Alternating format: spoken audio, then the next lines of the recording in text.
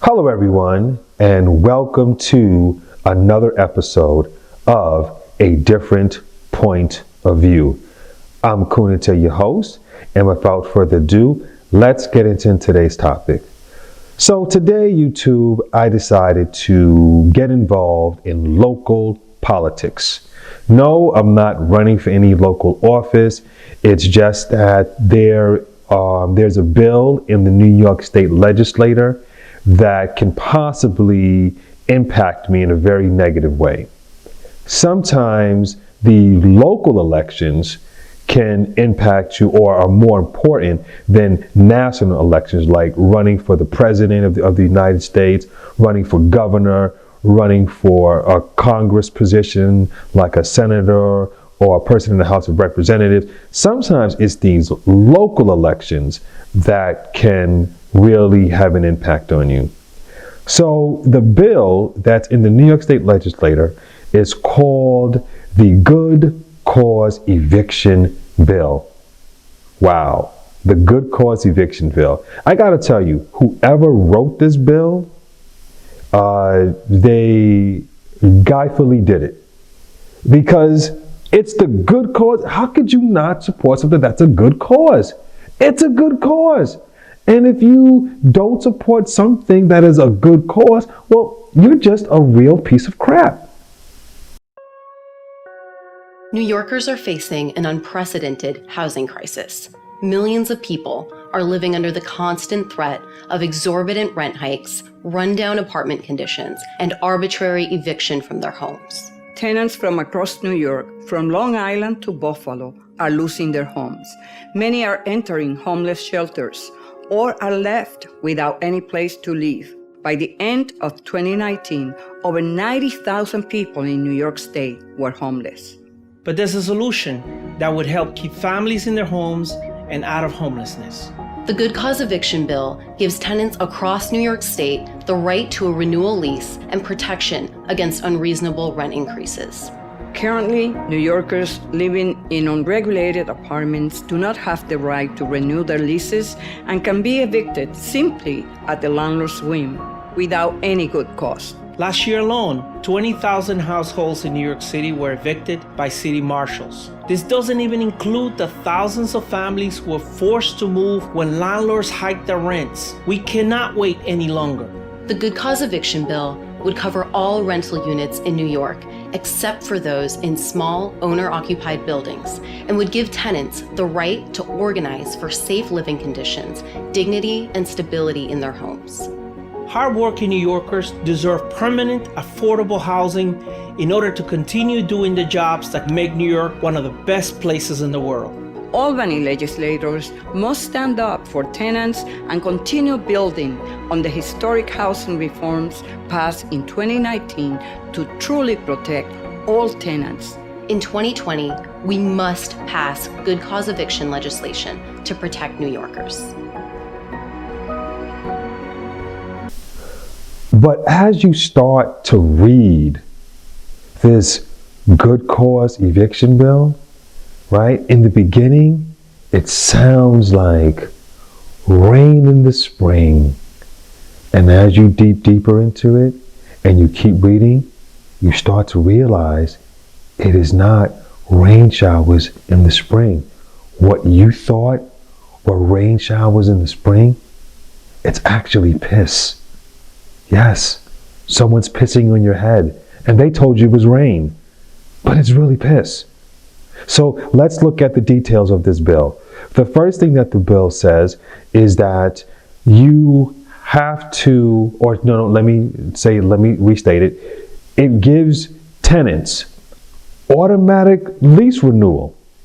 See, normally as a landlord, you have the right to terminate a tenancy once the lease has expired. You can say, well, guess what? I'm not going to renew your lease. And if you don't renew a lease, well, they have to vacate the premises. Well, under this bill, the extermination, or should I say the expiration of a lease, is not considered a good cause. So the tenant is getting automatic lease renewal. Now, that affects people in a negative way and in a number of ways. So for one, let's just say that a few years from now, you want your child or some close relative or even yourself to live in a certain unit or occupy a certain unit. Well, guess what? You can't do that. And basically, the landlord-tenant relationship has almost become like a one-sided marriage, except for only the tenant can file for a divorce. And so what you're saying to me is that as a homeowner, this is my home, I cannot run my business the way that I see fit. This is not an apartment complex. This is my home. Now, I get it. You can't just kick people out on the street. I understand that. So if you want to say, well, there needs to be a conversation about giving people appropriate time to relocate themselves, well, I understand it. That's reasonable. But to say that someone can stay in your home indefinitely, no, that's not fair. And that also has the potential of bringing down your property value, because homeowners are completely obsessed with property value. So I have a potential buyer, and a lot of times buyers see occupants, a lot of times buyers, they want a building empty. So having tenants there, that can work for you, but it can also work against you. But now you further complicate things, because now you're telling a potential buyer, not only do you have a tenant in there that you did not choose, you did not pick, now you can't even get rid of them. That drops your property value, or should I say, it has the potential to really drop your property value, because it makes your property less desirable. But that's not the only problem with this bill. The bill says that a tenant does not have to pay, or they can challenge in court, any increase that's over 3%. So that gets complicated, because your property taxes often go over 3%. Your utility expenses often exceed 3%. Your water bill can proceed over 3%. Your Con Ed bill can go over 3%, because keep in mind, you have to keep the lights on all the time. And a lot of times these lights are on 24 hours a day, 7 days a week. Just one of these things can go over 3%. Now, if we're having a conversation of your property tax, your water bill, and utility bills all going over 3%, well, now you're starting to cut into what you're charging for the rent. And that's a problem. Now, I get it. Again, you can't just raise people's rent to ridiculous amounts of, and I said, if you look at places like Midtown Manhattan, right? And you look at places like certain parts of Brooklyn, especially if you look at more in the downtown areas of Brooklyn, yes, you're paying $1,500 one month, and then the landlord says, guess what? You have to pay $2,500 now, and your rent just went up $1,000. And I get there's that kind of predatory landlord rental increases going on. I completely understand it, and I can understand that that's a problem. Mejia family from Bushwick has been fighting to stay in their 2-bedroom apartment for over a year now. This has been home for 16 years. But in April, their landlord took them to court to start the eviction process. Mejia's landlord told Pix 11 he's done nothing wrong and has given the family plenty of time to relocate, and is renovating the building and is not forcing anybody out. Just Thursday, they got the marshal's notice. They have until next Tuesday to get out. This is affecting real people. You feel like you're being squeezed out of your neighborhood? Yes. I mean, the landlord's not breaking the law here. He's not. Yadira Dumet from St. Nick's Alliance, a nonprofit that fights for tenants who live in Williamsburg, Greenpoint, and Bushwick, says right now there is no state law requiring a landlord with 5 or less building units to give good cause or just cause for evicting a tenant. Landlords are taking advantage. Dumet says the Mejia family represents over 1 million households right now getting squeezed out due to rising rents and what she calls gentrification. Well, so we have 600,000 households, not people, households just in New York City, and another 1 million households across New York State who can get evicted for any reason or no reason. Judith Goldner, the attorney in charge of the Civil Law Reform Unit at the Legal Aid Society, believes the law has to change. Landlord wants to double the rent, and they have no recourse whatsoever. Plenty of landlords argue fiercely they have every right to operate their business without government legislation. These communities that most affected are the Black and brown communities. There's new legislation that's being sponsored by Senator Julia Salazar, who represents Brooklyn. Salazar says the legislation protects families like the Mejias and would expand tenant protections. A little too late for us, but I don't think it's too late for the future. So yes, something has to be done about greedy slumlords and landlords that are just looking to cash in on what they feel is a seller's market and a landlord's market. I get it. But maybe there needs to be further conversation with that 3%. Shouldn't be 50%. It shouldn't even be 40%. But something has to be reasonable. I think there needs to be a conversation with regards to what the percentage rate of cost that's going up. So, and then there's the other conversation of that if the market value really goes high, I think that needs to be more flexible. So these are not considered good causes. Good causes that's basically someone selling drugs in your home, illegal activity, anything that's an immediate danger. These are considered good causes. And then when you get into further definitions, it gets even more blurry. Now, I'm not a lawyer. I'm just trying to make sense of a lot of the legal jargon that I saw in this bill. So without making this video too long, those are the major concerns about this bill. So what am I going to do about it, and what leverage do I have? So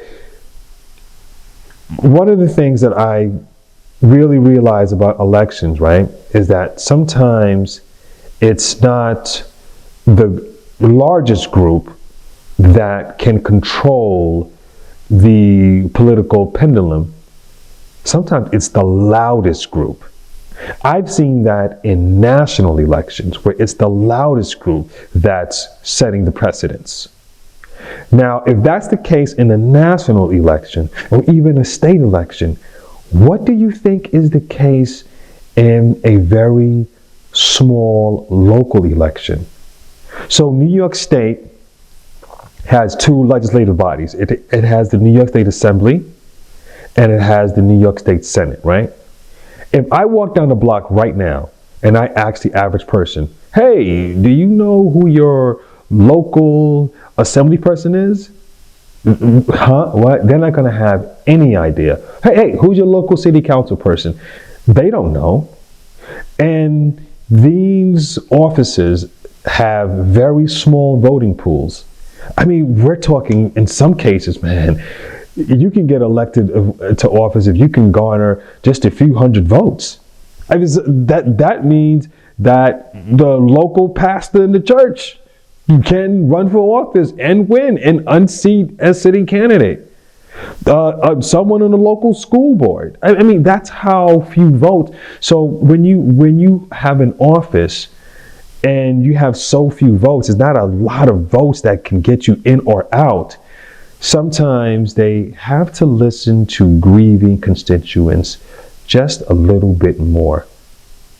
So I spent a lot of time on the phone talking to my local assembly person in the Bronx and my local state senator. So I'm going to have some meetings with them. And I'm going to really discuss how I feel. I'm going to bring in some other people. I'm going to organize some other landlords and some other homeowners. And we're going to see what happens. But they promised me a call back. They promised to meet with me in my group. So, crossing my fingers and hoping for the best. And you know what? They don't even need to change the bill. They can just maybe add some things to it, change the language in it, change the writing it, and have more protections for just small homeowners. I think that needs to be the key. And the other thing about it, right? It's amazing that you want to protect tenants, and I get it. Tenants need to be protected. But tenants have a lot of rights already. Now, I showed 2 clips, right? And in the clips, you would think that tenants have no rights at all. Not true. Do you know how long it takes, especially in New York City? Do you know how long it takes to evict a tenant? It can take up to 10 months to evict a tenant, and that is pre-pandemic.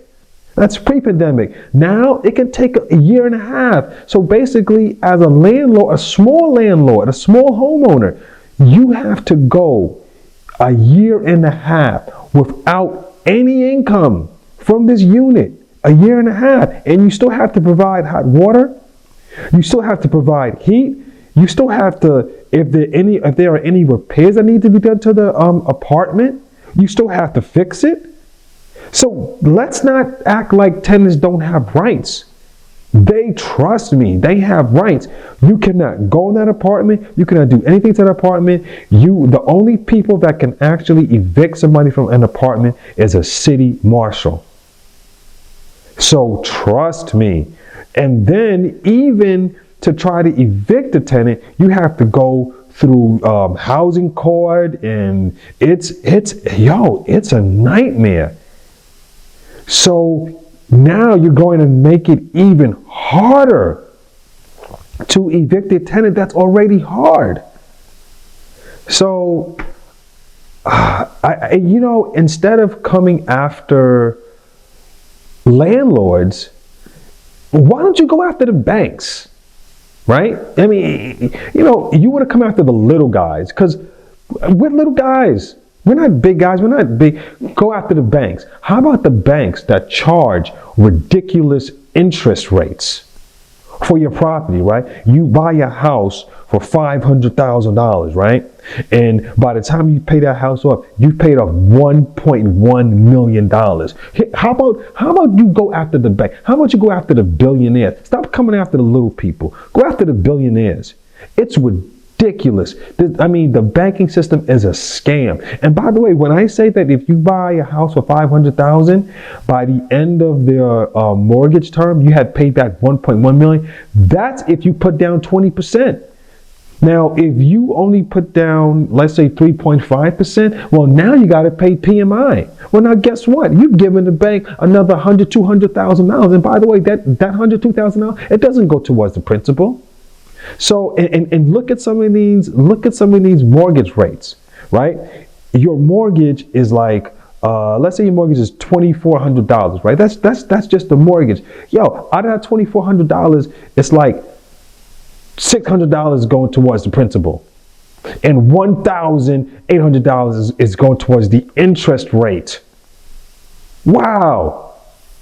That's crazy. And if you tack on PMI, you're talking about a $3,000 mortgage, $600 towards PMI, $1,800 towards interest rate, and only $600 towards the principal. So you want to talk about a racket? You want to talk about people that's really taking advantage of somebody? How about you legislate that?